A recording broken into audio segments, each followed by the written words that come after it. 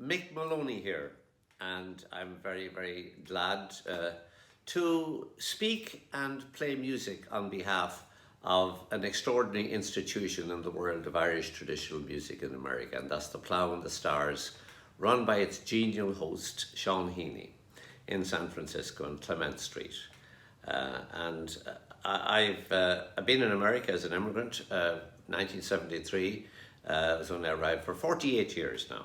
And for 45 of those years, the Plough and the Stars in San Francisco has welcomed Irish musicians from literally all over the place, from Ireland, from England, from all parts of America, indeed from anywhere where Irish music is played, Canada, and on. You know, I've been involved in traditional music myself all the years I've been in America, and there are certainly bars that have supported Irish traditional music, and the Irish Bar is a worldwide institution. You don't hear too many Norwegian bars or Finnish bars, and they express themselves culturally in other ways, but the Irish Bar is a welcoming institution, kind of a safe house just about everywhere in the world, and often music is involved. But more often than not, it's music that will help sell beer. The popular music of the time, a lot of it is amplified, and some of it is not even played live. And the whole purpose of the music is to assist in selling beer and creating a convivial atmosphere. Now, Sean Heaney in the Plough and the Stars would like to sell beer just as much as any other proprietor of any hostelry or tavern in the world. But he has been a completely selfless supporter of traditional Irish musicians. And in many ways, we have been for the longest time on the edge of the musical culture, either taken for granted or ignored, even in our home country. And not only has Sean welcomed traditional Irish musicians in the Plough and the Stars in all the time that it's been there, but he has paid musicians. And I've often been there in a night where there may be only 20 people, and some of them drinking water. Tends to be very fashionable these days to have a pint glass of water in front of you, and everyone gets paid no matter what. I don't know how he does it, and I certainly don't know how he and the staff of the Plough and the Stars have been able to survive for the last year when the place has been closed. It would be a tragic loss, cultural loss, and personal loss. I speak for myself too, not to have the Plough and the Stars to visit when visiting the great city of San Francisco. And I know when I'm flying in there, there's a sense of comfort in knowing that there's a home of where I can meet people like Jack Gilder. And you know, for many years I stayed with Dr. Nancy Iverson, as she was a gracious host to all the touring Scottish and Irish musicians, gave us a home away from home. And in recent times been staying with the Tergis family, playing a lot of music with Athena Tergis. I have great affection for the city and great memories of the time spent there, and that time would not have been the same or continue to be the same without Sean Heaney and the Plough and the Stars. I urge you all to donate as generously as you can to maintaining this wonderful institution, cultural institution in America, as the home for great art, great music, and for wonderful people that it is, and that it hopefully will be in the future.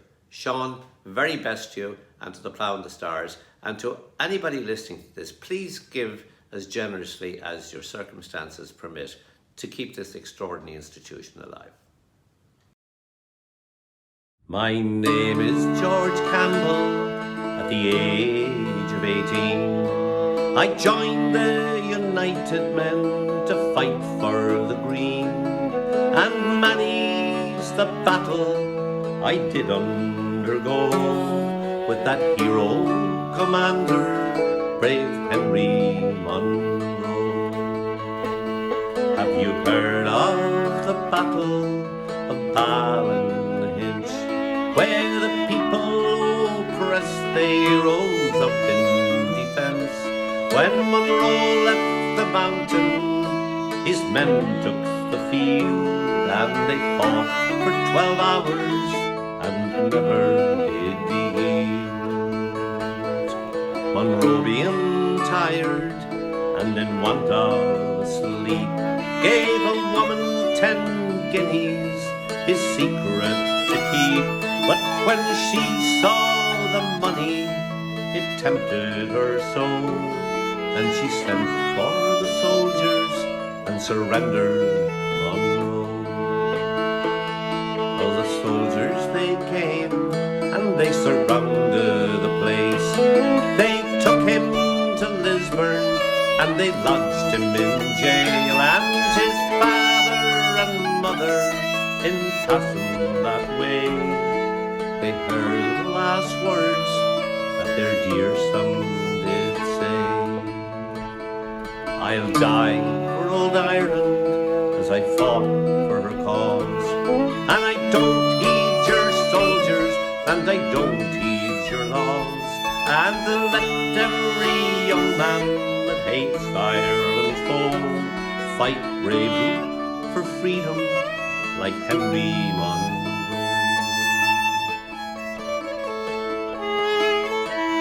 And 'twas early next morning, as the sun it was low, they murdered our hero, brave General Monroe, and high o'er the courthouse stuck his head on the spear, to make the united men tremble with fear.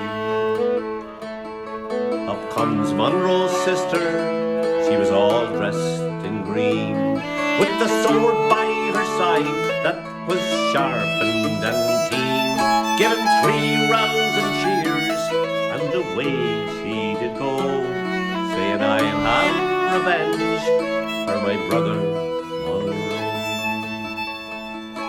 So you good men, now listen and think of the fate of those brave men who died in the year 98, for dear old Ireland would be free long ago if her sons were all heroes like Henry Monroe.